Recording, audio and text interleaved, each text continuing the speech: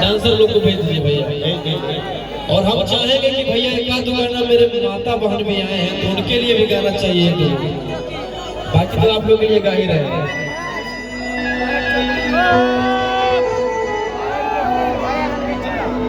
और अतिया बड़े प्यार से बोले भैया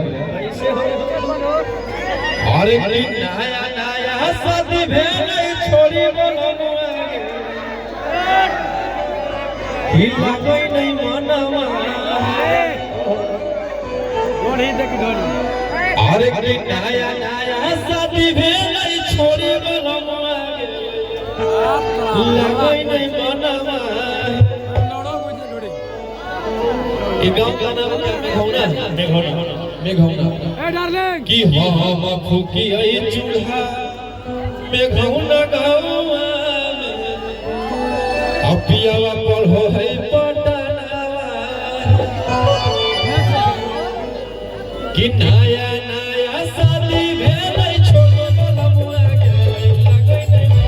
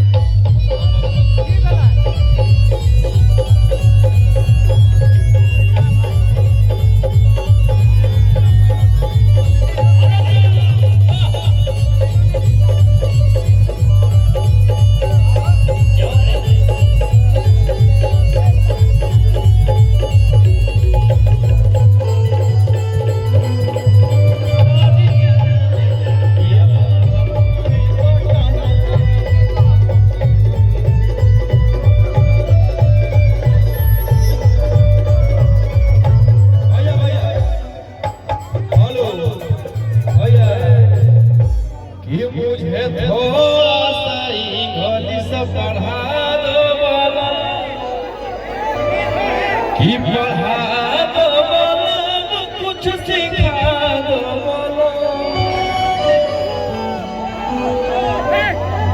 कि पढ़ा दो कुछ सिखा दो पंप मारो ये मुझे अच्छा